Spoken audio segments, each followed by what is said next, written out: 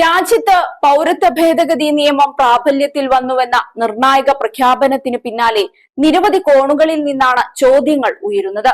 പ്രധാനമായും മുസ്ലിം കുടിയേറ്റക്കാരുടെ മേൽ എന്തൊക്കെ നിയന്ത്രണങ്ങളാണ് ഏർപ്പെടുത്തുക എന്നറിയാനാണ് കൂടുതൽ പേർ താൽപര്യപ്പെടുന്നത്. ഏതായാലും കേന്ദ്രം തന്നെ ഈ ചോദ്യങ്ങൾക്കുള്ള മറുപടി നൽകിയിട്ടുണ്ട്. പുതിയതായി നടപ്പിലാക്കുന്ന പൗരത്വ ഭേദഗതി നിയമം അഥവാ CAA ഇന്ത്യൻ മുസ്ലിങ്ങളുടെ സ്വാതന്ത്ര്യവും അവസരവും വെട്ടിക്കുറയ്ക്കുകയില്ലെന്നാണ് കേന്ദ്ര സർക്കാർ ഇന്നും നിലപാട് ആവർത്തിച്ചത്.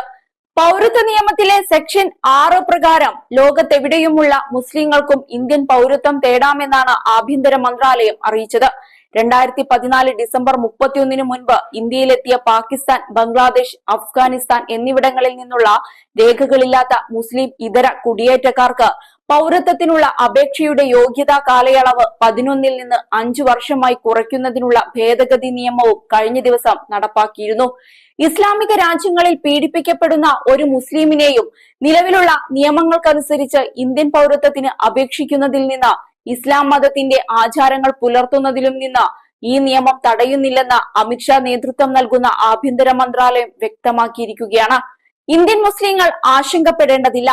കാരണം അവരുടെ പൗരത്വത്തെ ബാധിക്കുന്ന തരത്തിൽ CAA ഒരു വ്യവസ്ഥയും ചെയ്തിട്ടില്ലെന്നും ഹിന്ദുക്കളെ പോലെ തന്നെ തുല്യാവകാശമുള്ള നിലവിലെ 18 കോടി ഇന്ത്യൻ മുസ്ലിങ്ങളുമായി പൗരത്വ ഭേദഗതി നിയമത്തിന് യാതൊരു ബന്ധവുമില്ലെന്നുമാണ് മന്ത്രാലയം പറയുന്നത്. അതേസമയം CAA നടപ്പാക്കാനുള്ള തീരുമാനത്തിനെതിരെ രാജ്യത്തിന്റെ പല ഭാഗങ്ങളിലും പ്രതിഷേധം കത്തിക്കയറുകയാണ്. എന്നാൽ സർക്കാർ ഇതിനെയെല്ലാം നിഷ്കരണം തള്ളുകയും ചെയ്തിരുന്നു. പൗരത്വം തെളിയിക്കുന്നതിനുള്ള ഒരു രേഖയും ഹാജരാക്കാൻ ഒരു ഇന്ത്യൻ പൗരനോടും ആവശ്യപ്പെടില്ല എന്ന നിലപാടാണ് ആഭ്യന്തര മന്ത്രാലയം സ്വീകരിച്ചു പോരുന്നത്. എന്നാൽ ആഭ്യന്തര മന്ത്രാലയത്തിന്റെ ഈ മറുപടിയെ പലരും മുഖവിലയ്ക്ക് എടുത്തിട്ടില്ല.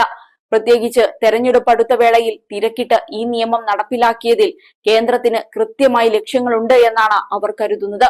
ഈ സാഹചര്യത്തിൽ നിയമത്തിന്റെ സമ്പൂർണമായ നടപ്പാക്കലാവും എല്ലാവരും ഉറ്റുനോക്കുന്ന ഘടകം. 2019 ഡിസംബർ 11 പാർലമെന്റ് പൗരത്വ നിയമം പാസാക്കിയത്. 2020 ജനുവരി 10 ഇത് നിലവിൽ വന്നെങ്കിലും ചട്ടങ്ങൾ രൂപവൽക്കരിക്കാത്തതിനാൽ നടപ്പാക്കിയിരുന്നില്ല. നിലവിൽ വിവിധ വിദ്യാർത്ഥി സംഘടനകളും രാഷ്ട്രീയ പാർട്ടികളും ഇതിനെതിരെ ശക്തമായ പ്രതിഷേധമാണ് സംഘടിപ്പിക്കുന്നത്. വിവാദമായ ഈ നിയമം പാസാക്കി 4 വർഷത്തിന് ശേഷമാണ് ഇത് നടപ്പിലാക്കുന്നത് എന്ന പ്രത്യേകത കൂടിയുണ്ട്. 2019 ലോക്സഭാ തെരഞ്ഞെടുപ്പിൽ പ്രകടന പത്രികയിൽ പൗരത്വ ഭേദഗതി ബിൽ നിയമമാക്കുമെന്ന് പറഞ്ഞ ഭരണകക്ഷിയായ BJP കോവിഡ് പകർച്ചവ്യാധി കാരണം നടപ്പാക്കുന്നത് വൈകിയെന്ന് പിന്നീട് അറിയിച്ചിരുന്നു. ഇതാണ് ഇപ്പോൾ വീണ്ടും അവതരിപ്പിച്ചിരിക്കുന്നത്.